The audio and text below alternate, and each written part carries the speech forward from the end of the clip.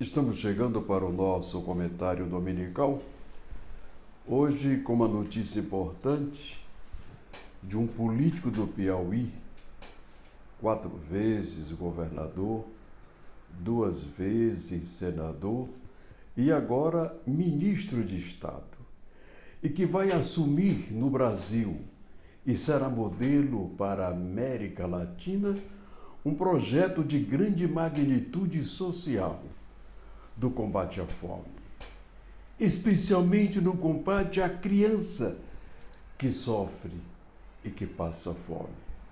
Eu trago essa informação porque, sem querer, tive um encontro com o ministro Wellington Dias, quando fui levar nutricionistas profissionais para conversar com eles sobre um projeto de nutrição da classe desfavorecida, das crianças de periferia de todo o Piauí.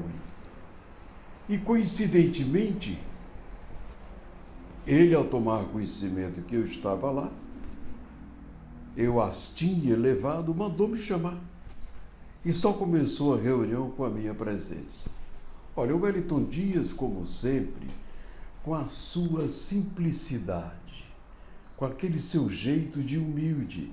E foi assim que ele chegou a ser governador do Piauí 4 vezes, senador 2 vezes, ministro de Estado, deputado federal, deputado estadual e vereador. Ninguém tem a escadinha política que ele construiu no Piauí. Ninguém, somente ele.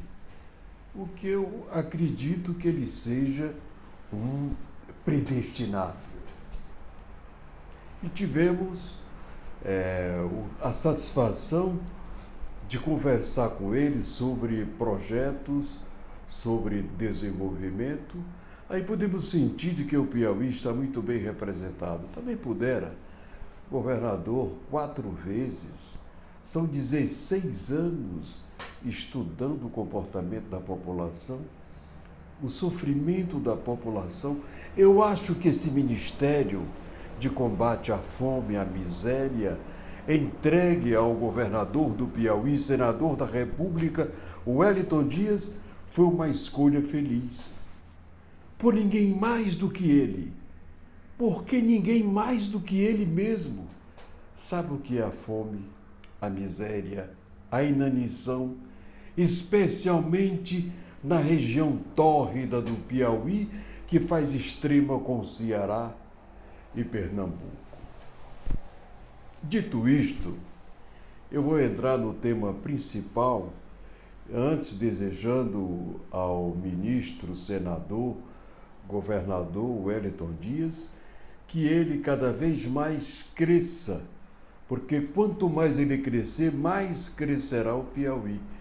Aliás, com um detalhe, o Wellington Dias, para fechar o topo da carreira política, ele só falta ser presidente da República.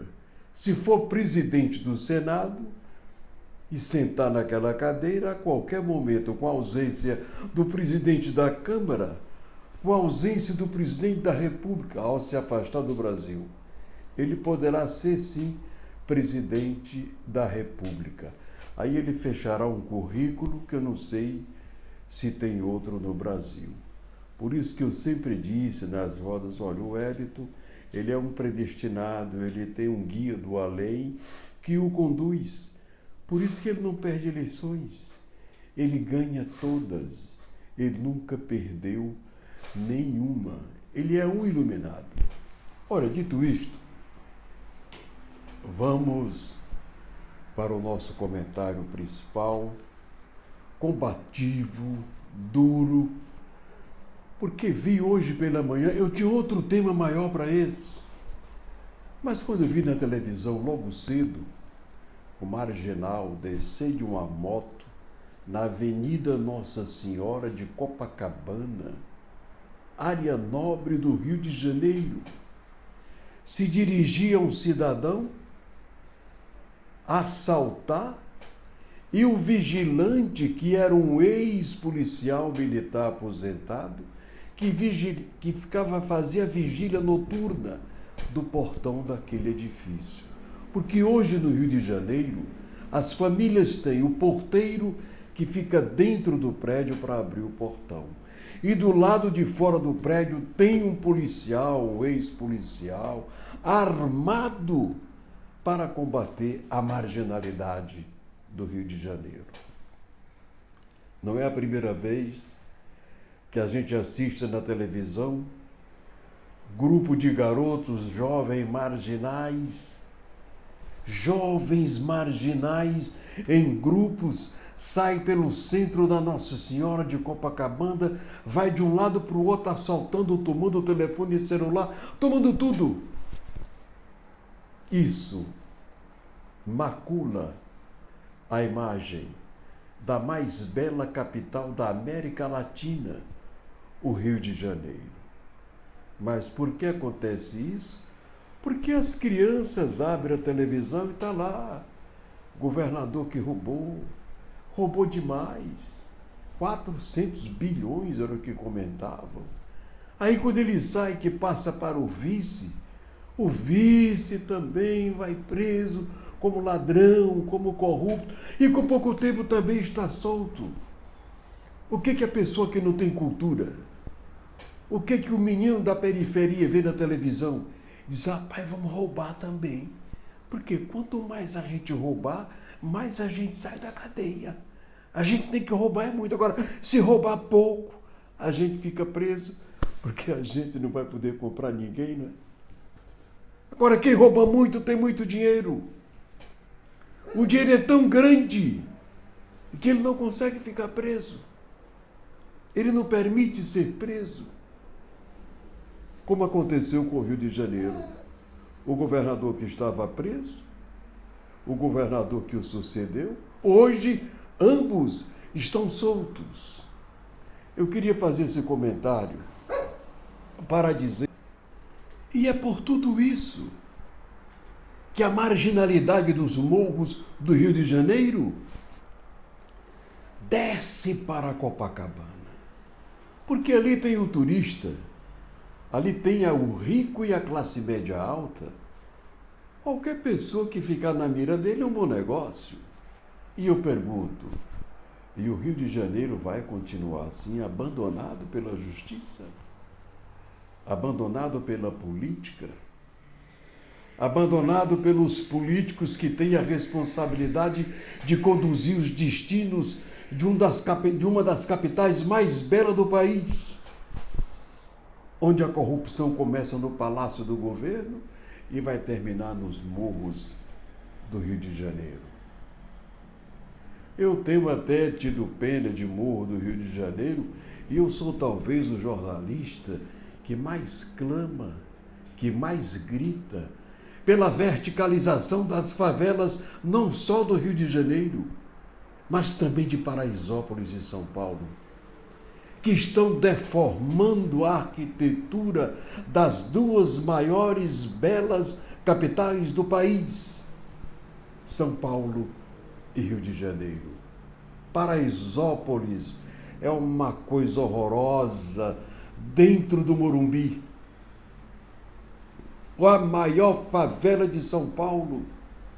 No Rio de Janeiro, a beleza dos morros estão sendo destruídas pelos amontoados de favelados. Gente, e por que não o Estado verticalizar com prédios brancos, bonitos, normais, para cada 2 quadras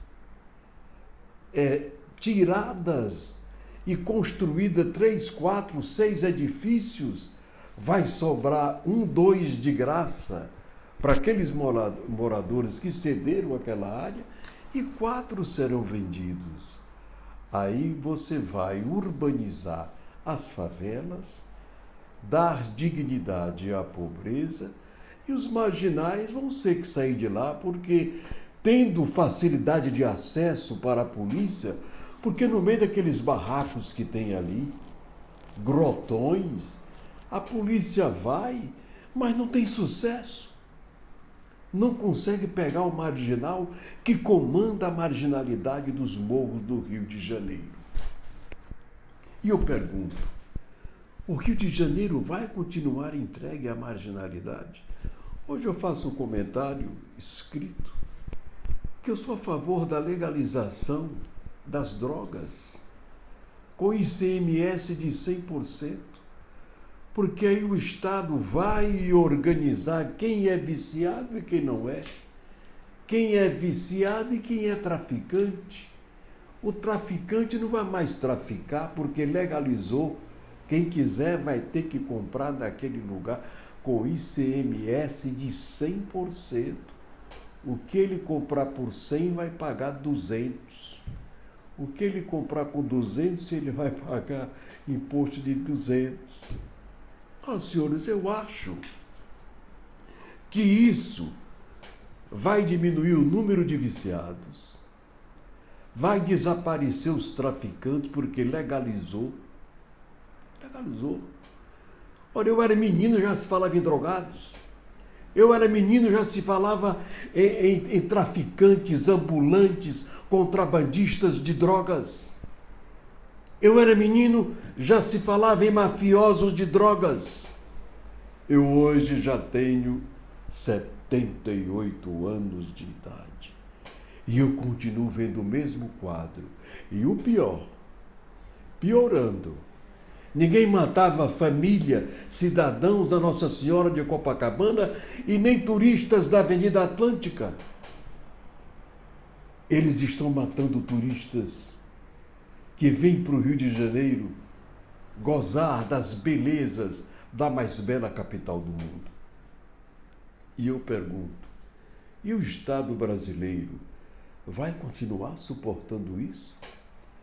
Permitindo que a marginalidade dos morros do Rio domine Copacabana, a partir da Nossa Senhora de Copacabana até chegar na Avenida Atlântica, assaltando a tudo e a tudo. Entra aí na internet, escreva assalto a Nossa Senhora de Copacabana.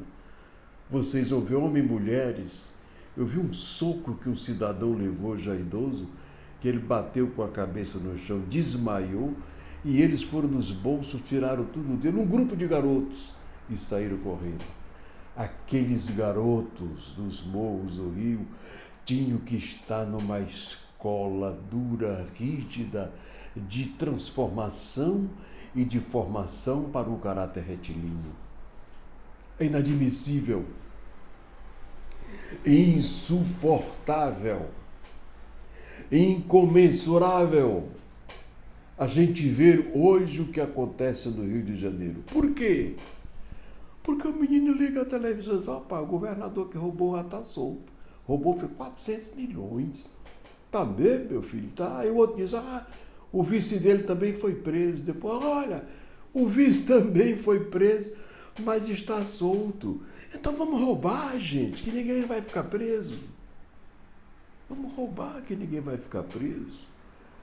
É o que a criança vê na televisão do Rio de Janeiro.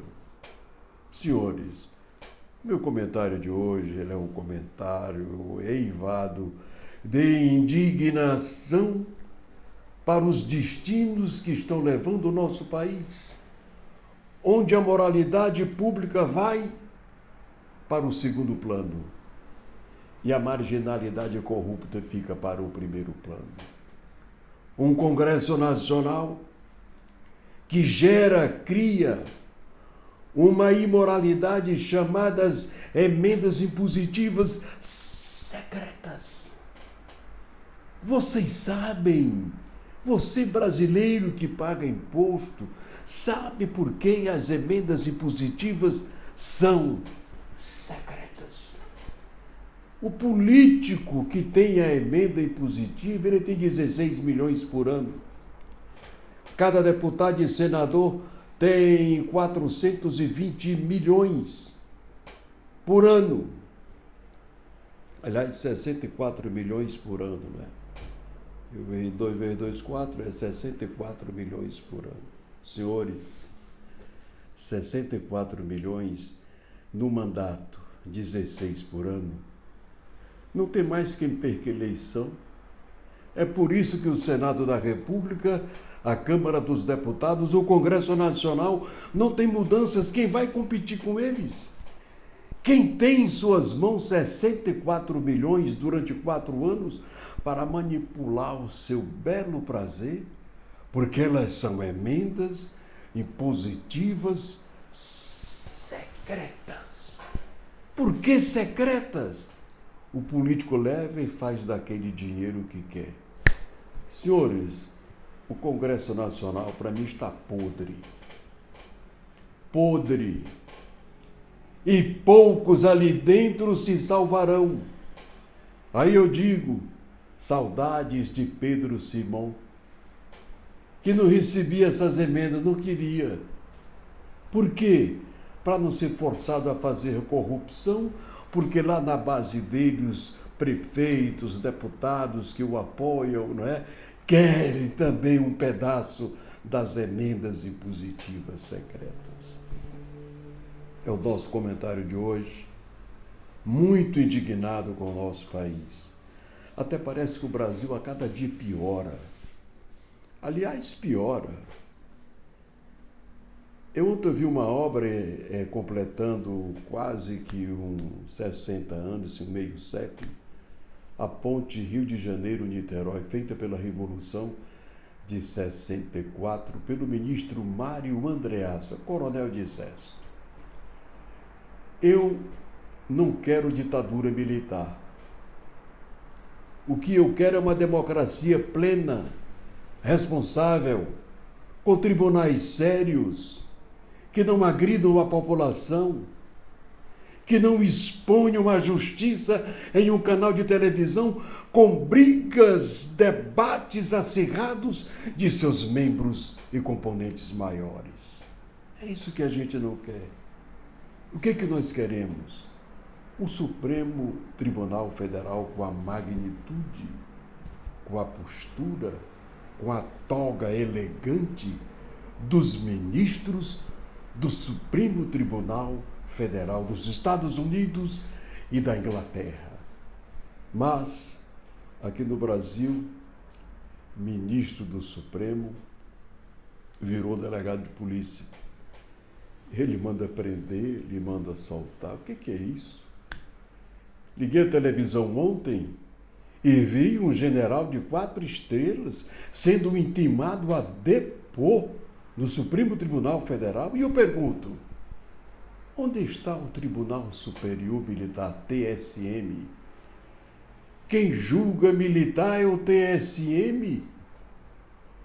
Porque o Supremo Tribunal Federal chama um general para ficar diante deles, humilhado? Que general é esse? Se eu fosse general, eu mandava um recado, eu não vou. Me respeitem. Eu faço parte da elite da força tática do Exército Brasileiro. Eu não vou me curvar a ministro de Supremo Tribunal, STF. Eu só aceito depor ou ser ouvido por um ministro do meu Tribunal Superior Militar, TSM. Eu acho que estão levando o Brasil para um abismo sem retorno. E tem hora que eu digo, meu Deus, o que vai ser de nossa pátria? Ninguém mais tem força. O Congresso hoje não vale nada. O Senado perdeu a sua força, a toga o dominou. Porque quem caça ministro do Supremo é o Senado da República. Então, se tem ministro do Supremo se cedendo com a sua caneta de autoridade máxima da Justiça do Brasil, o Congresso Nacional precisa fazer uma reunião com eles. Ou vocês param, ou a gente vai começar a caçar ministro do Supremo Tribunal Federal. Que, como cidadão brasileiro, eu não quero isso. Como um analista político, eu não quero nunca ter o desprazer de comentar isso aqui. Mas nós estamos evoluindo para o risco disso vir a acontecer. Que tristeza, Brasil. Que vergonha, Brasil. Como estamos nós, brasileiros, que garantimos o Congresso, que garantimos o Supremo, a mordomia deles com o nosso suor, do nosso trabalho, pagando impostos para ter que assistir tudo isto e não ter sequer o direito de analisar, de criticar, de ponderar e de sugerir para o bem do país, para o bem da nação. Senhores, acordem, sentem, congressistas, faz uma representação do Senado, uma representação da Câmara, uma representação do TSM, Tribunal Superior Militar, junto com uma representação do Supremo Tribunal Federal, vão lá costurar um acordo. Porque ou se moraliza esses poderes do nosso país, e dentro deles tem pessoas que não merecem ali estar, deles que não merecem a farda, deles que não merecem o paletó de político, deles que não merecem a toga de ministro do Supremo Tribunal Federal. E eu encerro dizendo, é por isso que, como jornalista maduro, que tem dignidade edificante, que não tem medo de togado, de militar, de ninguém, porque eu tenho a minha vida limpa, digo-lhes, ou o Brasil muda o comportamento do Supremo Tribunal Federal, das agressões do Supremo Tribunal Federal, dos políticos corruptos da Câmara e do Senado, e dos governantes larápios corruptos, ou nós iremos, eu não sei para onde, porque até a confiança nas Forças Armadas a gente começou a perder. Porque desde o 8 de janeiro, que não foi nada daquilo que estão dizendo, eu mostro aqui no meu portal porque eu tenho dignidade. Que pessoas que chegaram com roupa do movimento trabalhista, trocaram de camisa, botaram a camisa do Bolsonaro, e teve um jovem com a camisa do Bolsonaro que foi lá e quebrou aquele relógio. Eu mostro ele quando chegou com a blusa do MST e quando vestiu a do Bolsonaro e foi lá quebrar. E a única tentativa de tomada de poder que tinha homens, mulheres e crianças sem nenhuma arma. Mas o nosso Supremo está condenando cidadãos, cidadãs, senhoras e o pior, o nosso Congresso Nacional, em especial o Senado da República, engolindo isso. Engolindo não sei porquê. Tem hora que eu me pergunto, oh meu Deus, se eu fosse senador da República, para mostrar que ali tem outro Carlos Lacerda, digno, altivo, responsável, sem medo de ninguém, de togado, de político, de corrupto, de ninguém, mas com um compromisso de ajudar o Supremo, de ajudar os militares, de separar o joio do trigo, e de termos uma justiça edificante, respeitada, querida, confiada. E Forças Armadas também, que a gente possa confiar. O pior do Brasil é que as Forças Armadas estão divididas. E a gente não sabe o que vai ser amanhã do nosso país. É o nosso comentário de hoje. E eu prometo voltar no próximo domingo assim, fazendo jornalismo sério, não é? E eu digo para concluir, é claro que dentro do Supremo tem gente elegante, competente, confiável, erudita, como nas Forças Armadas também. Agora, o que mais entristece é que dentro das Forças Armadas de hoje tem a laranja e ninguém aguenta. É o meu comentário de hoje. E eu prometo voltar no próximo domingo, assim, com dignidade, querendo o bem do país e não o mal de ninguém, nem do povo, nem de militares, nem ministros de tribunais superiores. O que é que eu quero? Paz, harmonia, grandeza, trabalho, desenvolvimento para a geração de emprego e renda, riqueza para que sejamos um dia, que é o meu sonho, mas eu estou chegando ao fim da vida e não consigo ver, para que sejamos chamados de americanos do Sul, como nós temos os americanos do Norte. Tchau e até o próximo domingo.